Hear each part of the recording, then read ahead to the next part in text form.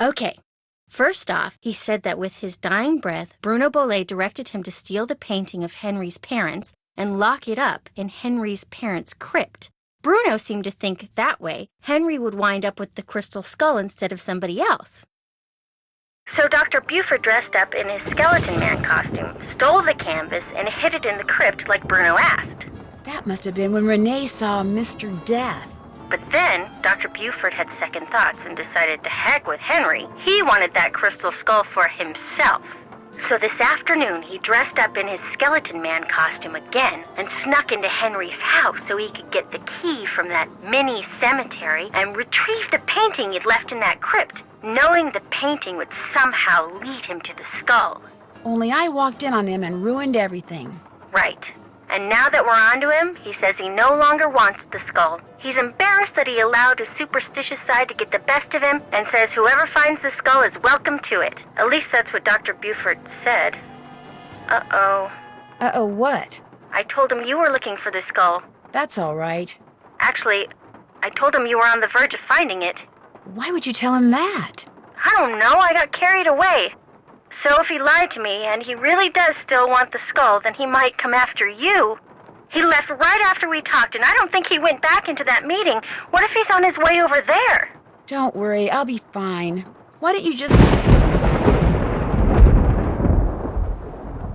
Whoa, that bolt of lightning was huge. Anyway, why don't you just go relax and I'll be back at the hotel before you know it, okay? Bess? Hello?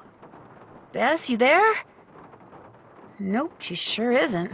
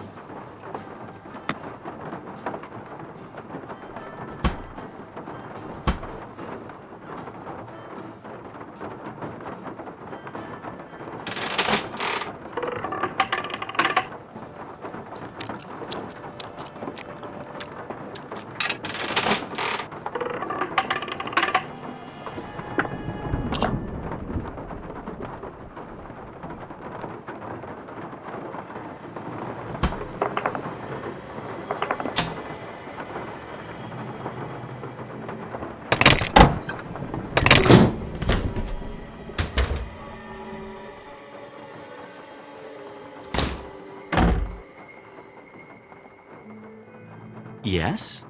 Do you think I could borrow your keychain? The one that has Bruno's glass eye on it? You want to borrow it? What for? Actually, all I really want is the eye. I mean, it's just so cool. What if you break it? I won't. I'll be really careful, I promise. I don't think I want to take that chance. Sorry. The box of your great-uncle's things that you sold to Zeke's curio shop, that was a no-no, wasn't it? What box of things? I don't know what you're talking about. I checked out that half-burned receipt from Zeke's that I found in the fireplace. Well, somebody screwed up somewhere because I haven't sold anything to anybody. Why would I sell one lousy box of stuff when I'm about to inherit a whole house full of stuff? Get real. You sold it because you needed some quick cash in order to keep Summer happy, didn't you? How do you know about her? Playing detective is actually a lot more than a hobby with me. I could make a lot of trouble for you, Henry, but if you come clean, tell me about Summer. She's this girl I'm in love with. I think she loves me back, but she's so unpredictable it drives me nuts. How is she unpredictable? I never know what's gonna make her happy. Like, just before I left, I took practically every bit of cash I had and bought her a bunch of CDs. You know, to keep her occupied while I was gone, right? Well, soon as I get here, she calls and says her sound system just went bluey and I had to buy her a new one because what good were the CDs I bought her if she couldn't play them? So then I So then you threw a bunch of Bruno's things into a box and sold it to that curio shop. Yeah. I wired her the money, but then she called and said she also needed new headphones. Next call, it was new speakers. And now she expects me to buy her a flat-screen TV. When I try to talk to her about always wanting more like that, she gets really mad. But I'm afraid if I don't give her what she wants, I'm afraid she'll dump me. And I couldn't take that. I mean, she's the only girlfriend I've ever had. Ever will have, probably. Look, you don't need to go telling Renee or any of those lawyers about selling that stuff, right? I guess I could just forget all about it. Especially if you were to, say, do something for me. I know. You still want the glass eye? Take it. Go ahead. It's all yours. You want something, I want something, take it and we're even, okay? Well, it's not like you sold off half the estate or anything. $300. That's all I've gotten out of his estate. I swear. Go on, take it. I was naughty, but from now on I'll be nice, I promise. I'm going to keep looking around. Whatever.